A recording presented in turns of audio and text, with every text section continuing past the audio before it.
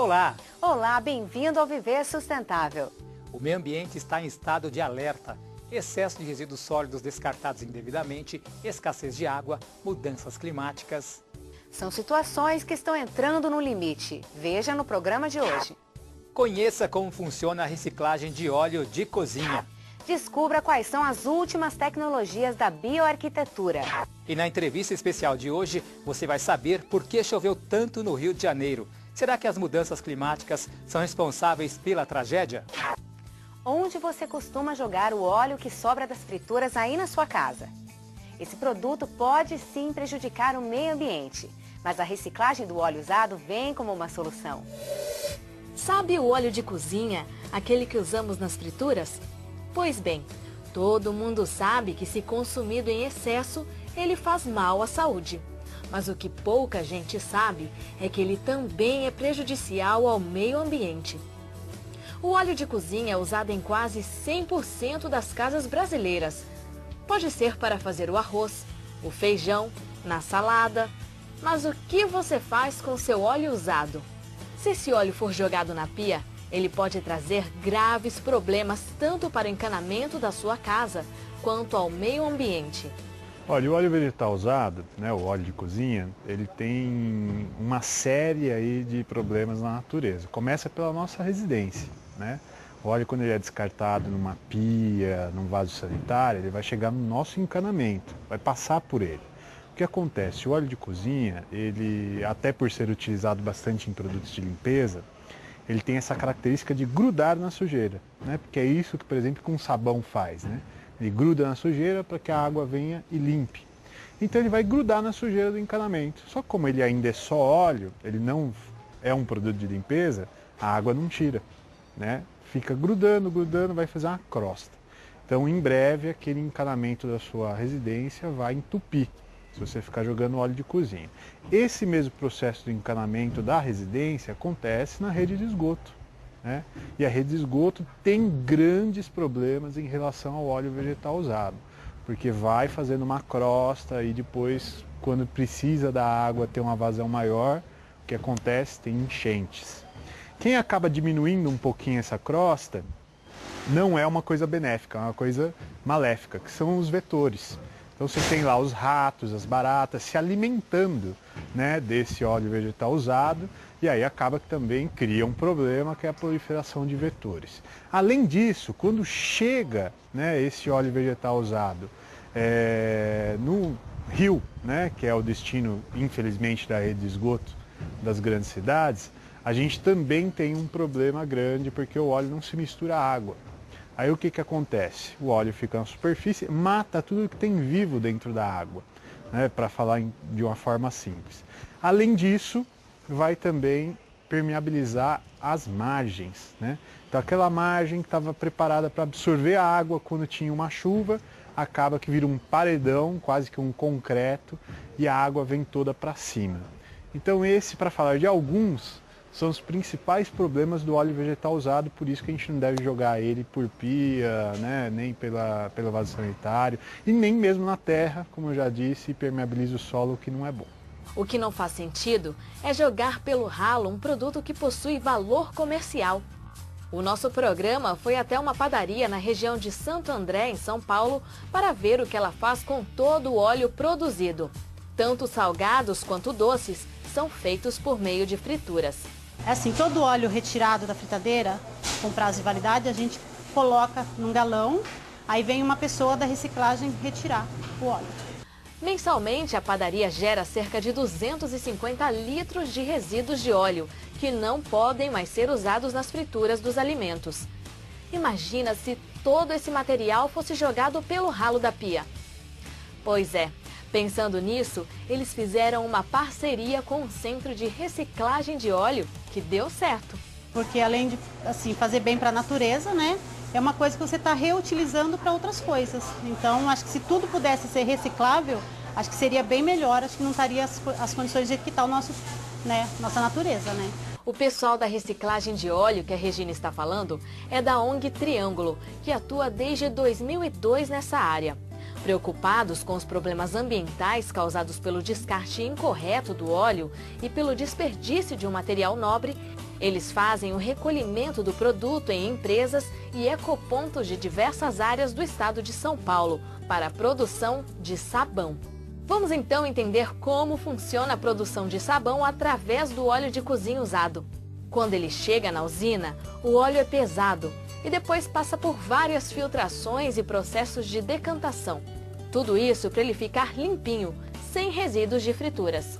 Depois dessa filtração, quando você vai usar, você descarrega esse óleo num tacho, né, para a quantidade exata que você vai usar para fazer o sabão. Aquece esse óleo, mais ou menos 50, 60 graus, para tirar a turbidez dele. E depois passa de novo por uma filtração bem fina, agora que eu vou tirar aquela farinha que vem no óleo. Após essa filtração final, depois que todo o óleo descarregou no tacho de misturador, você liga o agitador e descarrega a solda. E deixa ali bater por uns 5 minutos. Nesses 5 minutos você adiciona o corante, que é o que vai dar, né, um aspecto diferente para o sabão.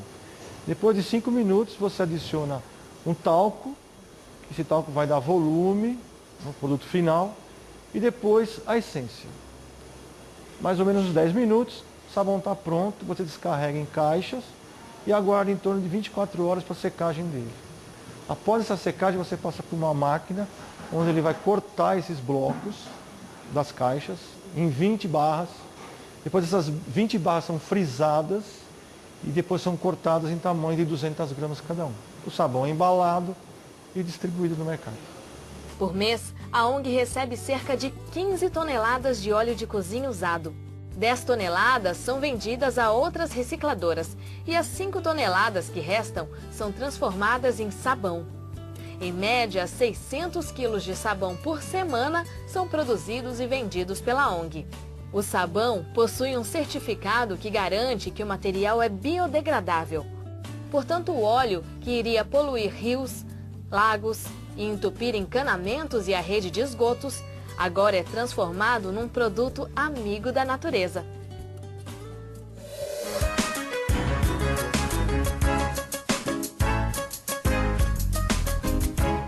Oi, meu nome é Eduardo, eu sou bancário. Eu gostaria de saber se as enchentes que aconteceram no Rio de Janeiro podem ter sido ocasionadas pelo acúmulo de lixo nos bueiros. Sim, elas podem ser causadas pelo acúmulo de lixo. Na realidade, a questão da drenagem é fundamental para analisar os pequenos e às vezes grandes alagamentos nas cidades. Em primeiro lugar, é preciso dimensionar os bueiros, ver se as galerias, as bocas de lobos, enfim, se o sistema todo de drenagem tem um volume adequado para escoar toda a água da chuva nos períodos de maior incidência. Em segundo lugar, a limpeza desses bueiros. Os dados da Prefeitura do Rio de Janeiro mostram que no ano passado houve uma diminuição de 88 para 61 milhões nos gastos com a limpeza dos bueiros. 1/3 a menos. Evidentemente, esses bueiros, se estiverem entupidos, vão gerar dificuldades para escoar a água das chuvas. Meu nome é Júlia, eu sou estudante. Eu gostaria de saber se a tragédia que aconteceu no Rio de Janeiro foi causada pelos alagamentos. É verdade que muitas pessoas morreram afogadas ou arrastadas pelas águas nas inundações, mas a maior parte das vítimas, das pessoas que perderam a vida, foi por serem soterradas nos deslizamentos das encostas dos morros. No próximo bloco, descubra quais são as últimas tecnologias da bioarquitetura. Fique ligado! O Viver Sustentável pergunta: qual desses materiais não é reciclável? Letra A, pilha. B, isopor.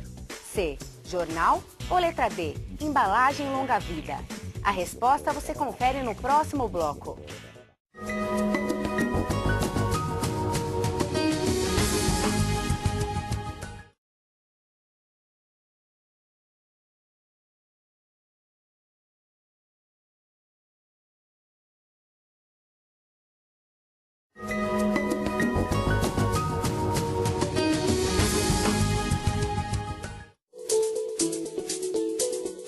No bloco anterior, o Viver Sustentável perguntou qual desses materiais não pode ser reciclado. A resposta correta é letra A, as pilhas. Além disso, elas têm alto potencial para poluir o solo e a água. Portanto, jogue pilhas e baterias em lixeiras especiais. O Viver Sustentável está de volta e agora vamos falar sobre bioarquitetura. Você sabe quais são os itens essenciais para que uma casa tenha o menor impacto ambiental possível? Então, o Viver Sustentável mostra agora, com todos os detalhes, o protótipo foi montado no Parque do Ibirapuera, na cidade de São Paulo.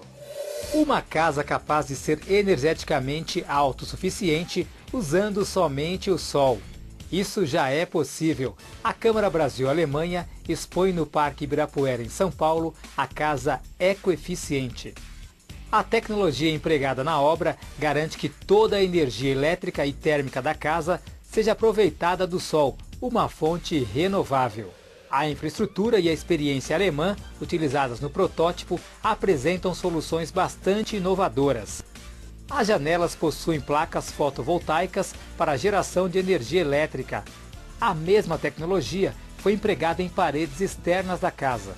O sistema solar térmico para aquecimento de água implantada na habitação já não é novidade para os brasileiros, mas é um item bastante importante, capaz de gerar uma economia de cerca de 50% na conta de energia. O isolamento térmico das paredes, apresentado com 3 camadas, é capaz de manter a temperatura do ambiente tanto em climas frios quanto quentes. A camada exterior é formada por madeira certificada revestida por células solares. O miolo serve como elemento isolante e a camada interior é parte do equipamento técnico da casa. O modelo arquitetônico proposto pelos alemães propicia a melhor circulação do ar por conta do posicionamento da casa, além de contar com janelas amplas para diminuir o uso de lâmpadas durante o dia. A casa alemã é capaz de gastar muito menos energia que uma residência convencional. Segundo Ricardo Rose, diretor de meio ambiente da Câmara Brasil-Alemanha, se o modelo for empregado no Brasil, a economia pode ser ainda maior. Bom, na realidade, em média, numa casa, quer dizer, que utiliza várias dessas tecnologias na Alemanha, você tem uma redução de 30% a 40% do seu consumo de energia, né? Quer dizer, nós podemos chegar a tal ponto também aqui no Brasil. Eu diria talvez até mais, porque nós, na realidade, dependendo da estação, nós nem precisamos utilizar a energia. Então, o custo, eu diria, poderia ser reduzido ainda mais aqui no Brasil. O projeto vai percorrer 13 cidades da América Latina e o Brasil foi o primeiro a receber o protótipo. E ainda dá tempo de visitar. A casa fica exposta até o dia 28 desse mês no Parque Ibirapuera, na capital paulista.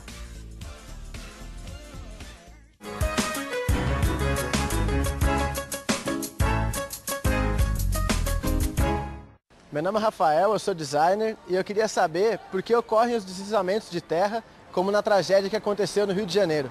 Os deslizamentos ocorrem porque não se consegue segurar a terra nas encostas dos morros.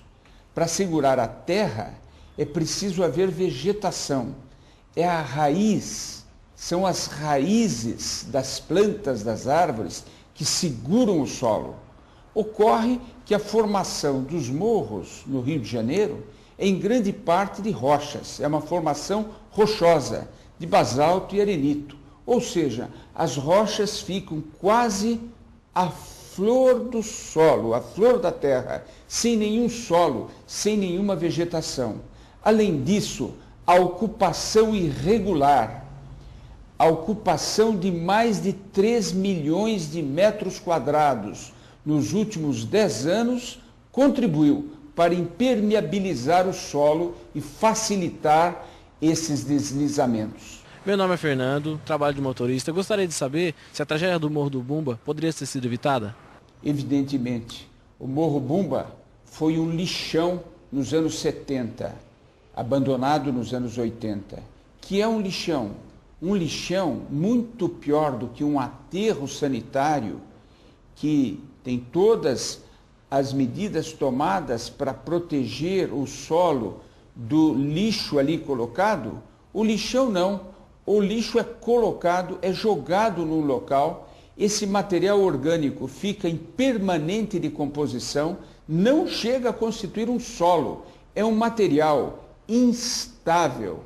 Não tem o menor cabimento construir casas, qualquer tipo de construção civil, no local onde era um lixão. Normalmente, nesses locais, se coloca uma manta para proteger das emissões de metano, de gases, deste material em decomposição, e se plantam árvores para proteger esta região. No caso, houve uma ocupação irregular, uma completa omissão do setor público, que não se incomodou, ou, em alguns casos, até estimulou, fazendo a urbanização dessas áreas. E, em terceiro lugar, chuvas extremas. Esta combinação são os ingredientes perfeitos para uma grande tragédia como esta que ocorreu. Qual o envolvimento das fortes chuvas e o aquecimento global? Os estudos a respeito de aquecimento global, a respeito de mudanças climáticas, se baseiam em pesquisas meteorológicas. E a meteorologia, por sua vez, se baseia em cálculos estatísticos e probabilísticos. Portanto, é impossível, com absoluta certeza, com rigor científico, afirmar que a tragédia do Rio deveu-se ao aquecimento global. No entanto, muitos estudos, em diversos casos, já têm relacionado eventos climáticos extremos ao aumento da temperatura, por exemplo, nas águas dos oceanos, com uma produção anormal de vapor d'água que acaba redundando em vendavais, em chuvas extremas, em eventos que acabam causando grandes danos e grandes catástrofes. Veja no próximo bloco quais foram as causas das fortes chuvas no Rio de Janeiro. Continue aí. Você sabia que o Brasil é o país que mais recicla latas de alumínio no mundo? Nós conseguimos reaproveitar 94% das latas consumidas. Em segundo lugar, vem o Japão e a Argentina, com 90% de reciclagem. Mas os japoneses são os que mais reciclam garrafas PET, com um índice de 62%. O Brasil está na casa dos 51%. Para ficarmos em primeiro lugar também na reciclagem das garrafas PET, contribua, separe corretamente seu lixo.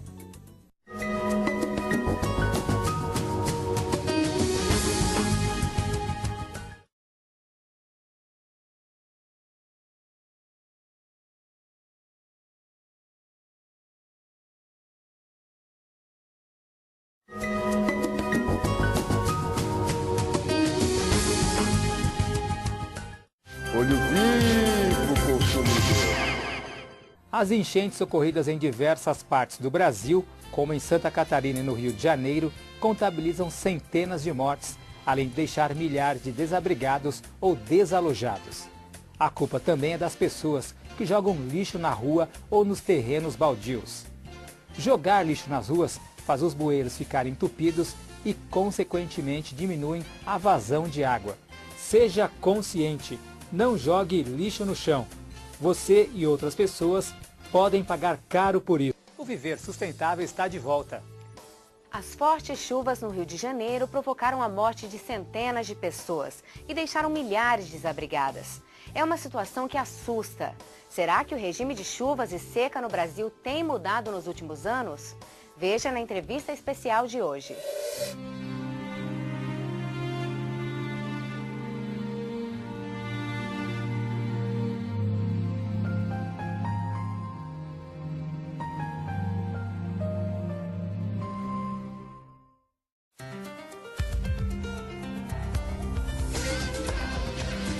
O que detonou a chuva toda na cidade do Rio de Janeiro foi a passagem de uma frente fria de forte intensidade. Não foi uma frente fria qualquer. Na verdade, foi o sistema mais intenso que nós tivemos nesse ano avançando sobre o Brasil. Tanto que essa mesma frente fria alcançou a região de Pernambuco. Poucas frentes frias conseguem fazer isso, né? O Rio de Janeiro estava extremamente quente e a entrada do ar frio dessa frente fria, junto com esse ar muito quente, gerou nuvens muito carregadas.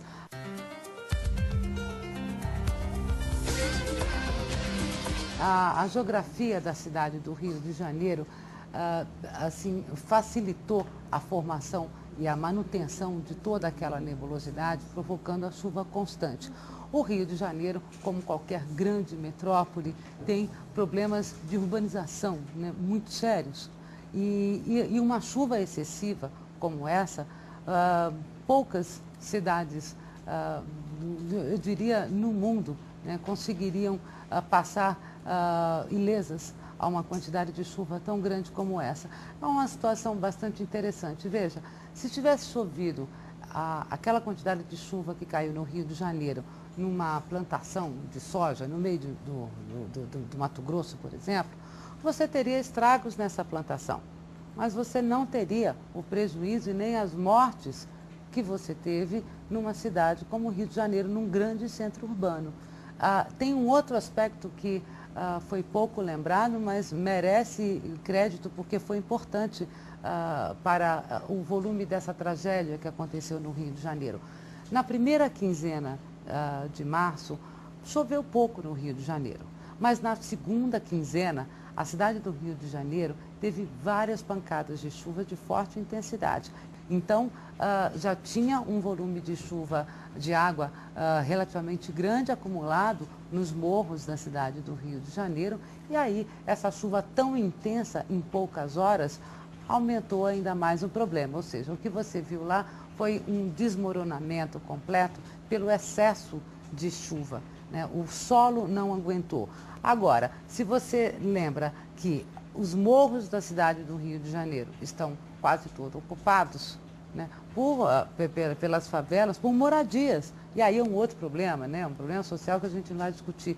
Mas o número de mortes, na verdade, foi extremamente alto porque os morros estavam ocupados.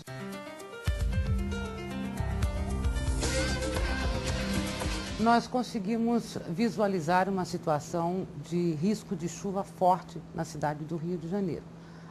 Era uma situação meteorológica bastante clara no sentido de que o risco de chuva forte é alto na cidade. Mas a quantidade de chuva, né, que caiu no Rio de Janeiro, na verdade, não é possível prever, né? Muito raramente. Assim, foi uma quantidade de chuva tão grande para um período tão curto, né, em menos de 24 horas, que nós não temos, na verdade, assim, uma tecnologia para conseguir prever essa quantidade de chuva. Tinha, sim, a previsão de chuva forte, mas não nessa quantidade que aconteceu sobre a cidade do Rio de Janeiro.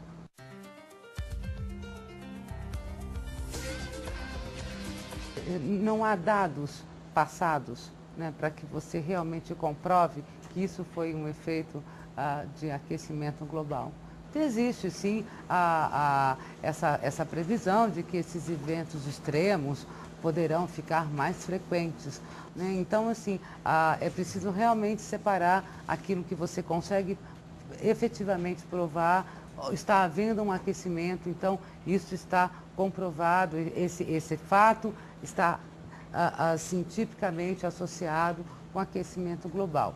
Eu acho que é imprudente falar isso sobre o evento do Rio de Janeiro.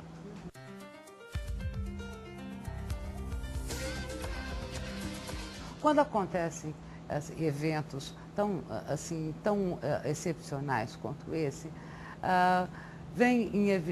acaba deixando em evidência também a fragilidade dos grandes centros urbanos, né? Então, assim, nesse sentido, não adianta você culpar só o governo, a falta de, o erro de previsão do tempo, a defesa civil, né? Mas a educação da população, né? Em não jogar o lixo nas ruas, em não jogar o lixo nos rios, nos córregos. Isso é uma coisa que nós realmente precisamos insistir. É um trabalho penoso, é um trabalho assim, que vai durar muito tempo, que tem que ser feito constantemente, mas ele precisa ser feito.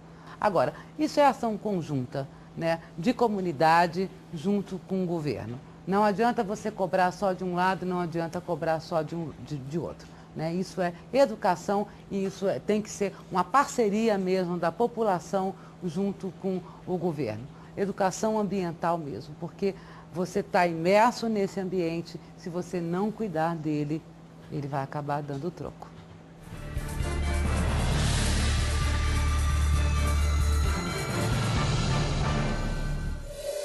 Você também pode participar do nosso programa. É só mandar sugestões de temas e perguntas para contato@viversustentável.net.